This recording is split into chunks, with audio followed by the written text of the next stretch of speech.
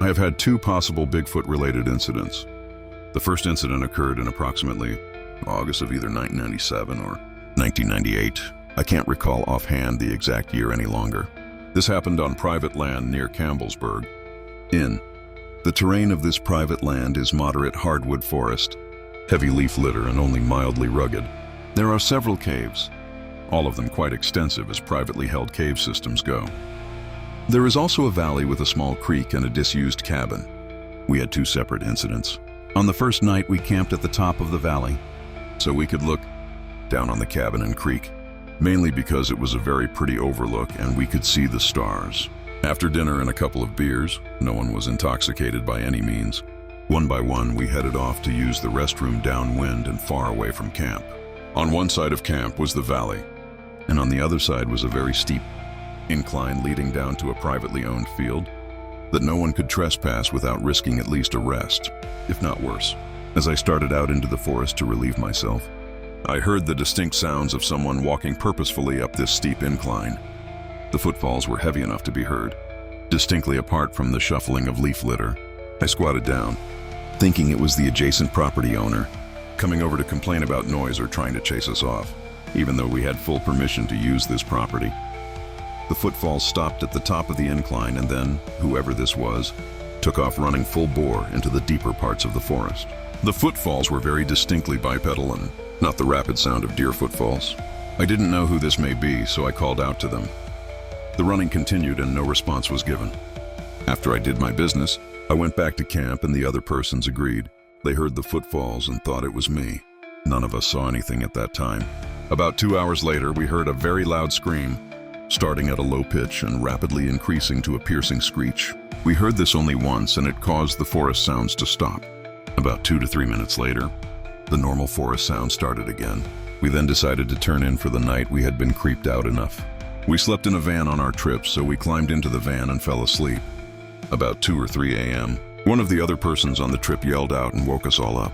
He'd awakened to see a large arm. He never specified anything other than it was very large, and the hand was large and dark, reaching in the van window and taking food out of the front seat. We looked and the food was partially missing. The remainder spilled about the seat and floorboard. I can't say for sure if he was dreaming, hallucinating, or just spooked from earlier and mistook a raccoon for an arm or something like that. Something had disturbed the food, but I don't know what it specifically was, though. I personally made the connection to our visitor from earlier visiting the camp. No tracks were found in camp, but we could see where something large had ascended the steep incline the night before when we investigated the next morning. These were just gouges in the hillside and disturbances in the leaf litter. Nothing more, but whatever or whoever came up that incline had marched right up and never hesitated. We didn't have tools to measure, photograph, or record what we saw, as we didn't think it was Bigfoot but rather an animal, or the other property owner at that point.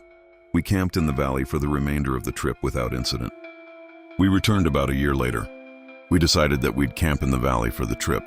It was creepy on top of the hill, plus we were still thinking the adjacent property owner would be angry again at us being up there with a bonfire and making noise at night.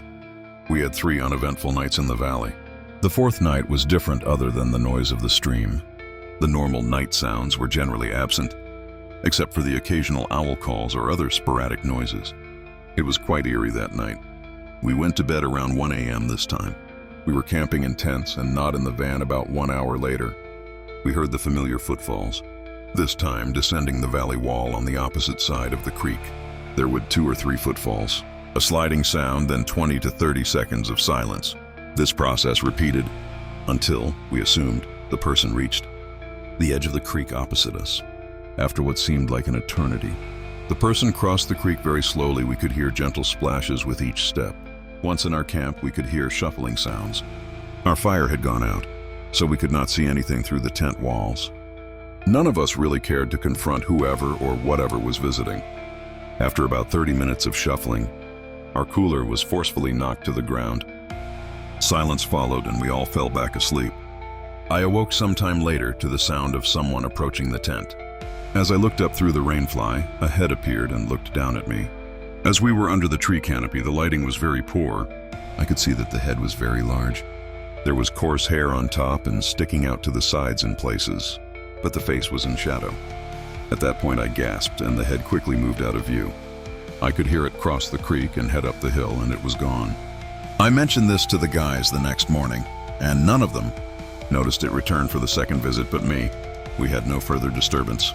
Neither time did I feel threatened or any negative feelings other than the fear of encountering an unknown visitor, whether human or otherwise. But the head looking in the tent and the stealthiness of the visitor clued me in that this was not a man looking to scare us, but rather likely a startled Bigfoot. I post these stories as told by the people who have experienced these encounters. Please like, subscribe, and share. Hit that notification button so you don't miss new content. If you have a story to tell, please contact me by email. I will put your story out in a video. Or if you would like to do an interview by phone, we can do that too. Thank you for watching my videos.